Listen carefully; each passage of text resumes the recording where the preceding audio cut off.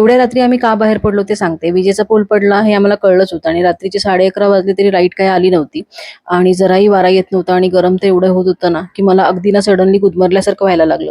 तेवढ्यात ना विशाल बोलला, "पटकन तयारी कर. आपण जाऊ कुठेतरी बाहेर बघूया हॉटेल एखादं मिळतंय का? एक रात्र आपण तिथे काढूया." सो मग पटकन कशीबशी अंधारामध्ये तयारी केली. एकाच बॅगेमध्ये प्रत्येकाची एक-एक जोडी कपडे घेतले आणि आम्ही निघालो. विशालला बऱ्यापैकी हॉटेल्स माहिती आहेत. पण त्याला हेही माहिती आहे, की अस्वच्छ ठिकाणी मी काही राहू शकणार नाही. म्हणून कुडाळातच असलेल्या या हॉटेलवरती आम्ही आलो. आम्हाला फक्त काही तास तिथे काढायचे होते आणि चौघांना ते काही एक रूम अलाउ करत नव्हते. मग काय एक एसी आणि एक नॉन एसी घेतली. बाबांना एसी चालत नाही म्हणून मग ते नॉन एसीमध्ये राहिले आणि मी असं एकटं बाबांना कधी ठेवत नाही म्हणून मी रात्री त्यांना कॉल करत होती. पण त्यांनी काही फोन उचलला नाही म्हणून परत आम्ही त्यांना ना बघण्यासाठी गेलो तर ते टॉयलेटमध्ये होते. खरं तर बाबांसाठीच मी त्यांना रिक्वेस्ट करत होती, की आम्हाला फक्त एक रूम दिलात ना तर बरं होईल. एक्स्ट्रा गादी द्या आणि तुम्हाला जे हवंय ते एक्स्ट्रा तुम्ही चार्ज करा.